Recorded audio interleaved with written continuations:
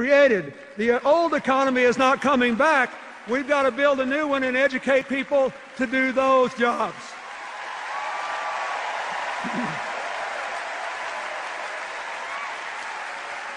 The President and his Education Secretary have supported community colleges and employers in working together to train people for jobs that are actually open in their communities. And even more important, after a decade in which exploding college costs have increased the dropout rate so much that the percentage of our young people with four-year college degrees has gone down so much that we have dropped to 16th in the world in the percentage of young people with college degrees. So, the President's student loan reform is more important than ever. Here's what it does. Here's what it does. You need to tell every voter where you live about this. It lowers the cost of federal student loans, and even more important, it gives students the right to repay those loans as a clear, fixed, low percentage of their income for up to 20 years. Now, what does this mean? What does this mean? Think of it. It means no one will ever have to drop out of college again for fear they can't repay their debt. And it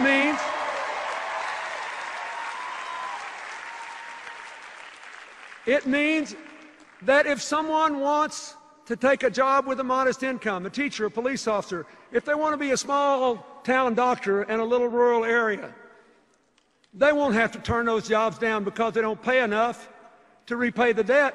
Their debt obligation will be determined by their salary. This will change the future for young Americans.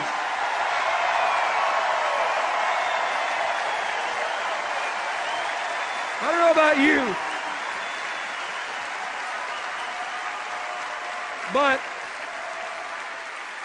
on all these issues, I know we're better off because President Obama made the decisions he did.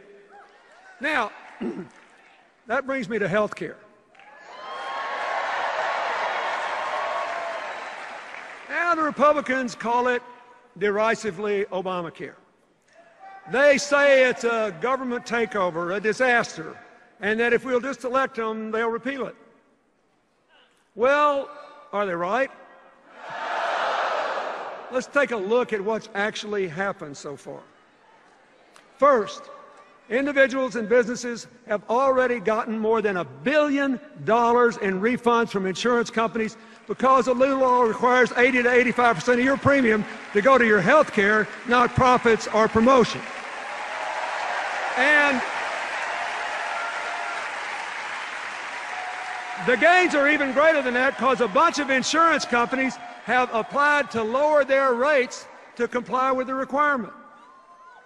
Second, more than 3 million young people between 19 and 25 are insured for the first time because their parents' policies can cover them. Third,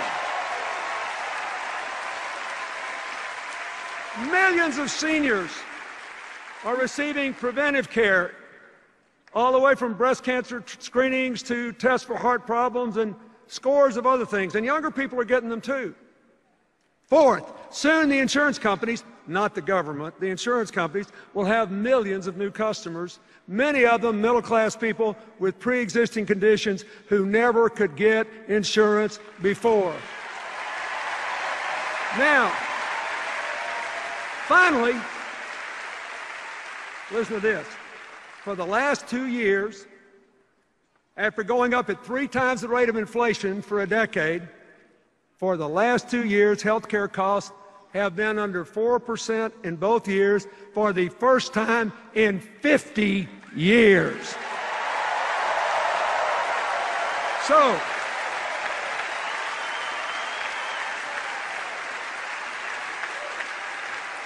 let me ask you something. Are we better off because President Obama fought for health care reform? You bet we are. Now, there were 2 other attacks on the president in Tampa I think deserve an answer. First, both Governor Romney and Congressman Ryan attacked the president for allegedly robbing Medicare of $716 billion. That's the same attack they leveled against the Congress in 2010. And they got a lot of votes on it. But it's not true. Look, here's what really happened. You be the judge. Here's what really happened. There were no cuts to benefits at all. None. What the president did was to save money by taking the recommendations of a commission of professionals to cut unwarranted subsidies to providers and insurance companies that were not making people healthier and were not necessary to get the providers to provide the service. And instead of raiding Medicare, he used the savings to close the donut hole in the Medicare drug program. And you all got to listen carefully to this. This is really important. And to add 8 years to the life of the Medicare Trust Fund so it is solvent till 2024.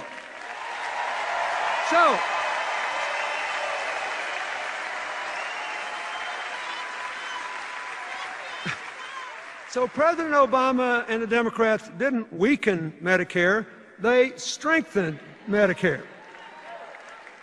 Now, when Congressman Ryan looked into that TV camera and attacked President Obama's Medicare savings as, quote, the biggest, coldest power play, I didn't know whether to laugh or cry.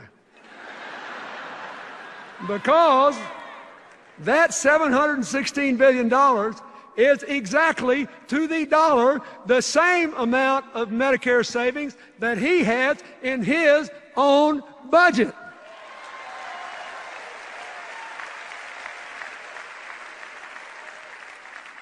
You got to give one thing. It takes some brass to attack a guy for doing what you did.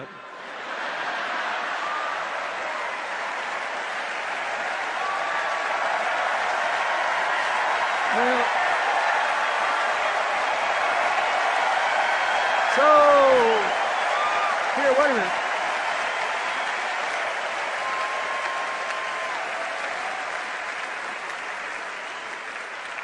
Now, you're having a good time, but this is getting serious. I want you to listen. It's important, because a lot of people believe this stuff. Now, at least on this issue, and this one issue, Governor Romney has been consistent.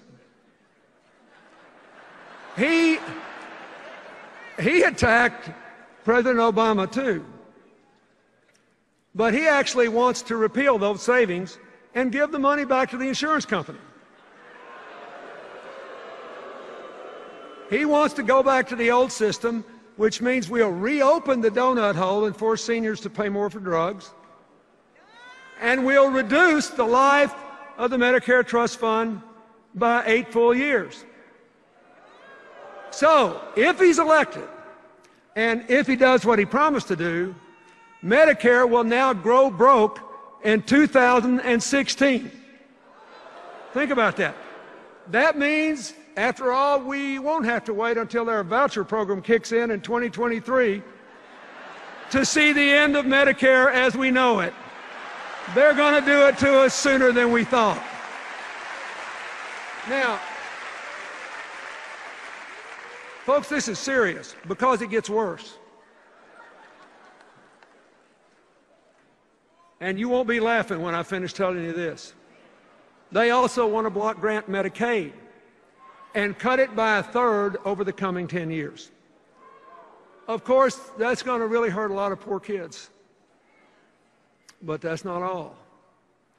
A lot of folks don't know it, but nearly 2/3 of Medicaid is spent on nursing home care for Medicare seniors who are eligible for Medicaid.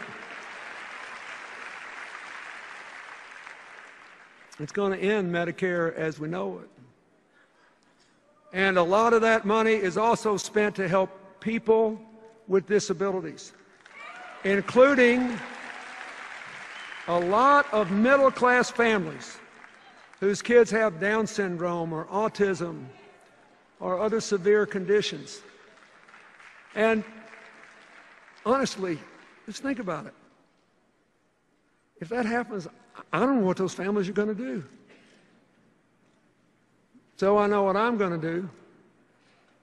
I'm going to do everything I can to see that it doesn't happen. We can't let it happen. We can't.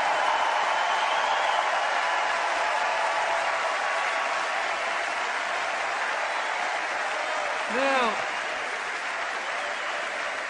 wait a minute. Let's look at the other big charge the Republicans made. It's a real doozy. They actually have charged and run ads saying that President Obama wants to weaken the work requirements in the welfare reform bill I signed that moved millions of people from welfare to work. Wait, you need to know, here's what happened. Nobody ever tells you what really happened. Here's what happened. When some Republican governors asked if they could have waivers to try new ways to put people on welfare back to work, the Obama administration listened, because we all know it's hard for even people with good work histories to get jobs today, so moving folks from welfare to work is a real challenge. And the administration agreed to give waivers to those governors and others only if they had a credible plan to increase employment by 20%, and they could keep the waivers only if they did increase employment. Now, did I make myself clear? The requirement was for more work, not less. So, this is personal to me. We moved millions of people off welfare. It was one of the reasons that in the 8 years I was president, we had 100 times as many people move out of poverty into the middle class than happened under the previous 12 years. 100 times as many. It's a big deal. But I am telling you, the claim that President Obama weakened welfare reform's work requirement is just not true. But they keep on running ads claiming it. You want to know why? Their campaign poster said, "We are not going to let our campaign be dictated by fact checkers." Now, finally I can say that is true.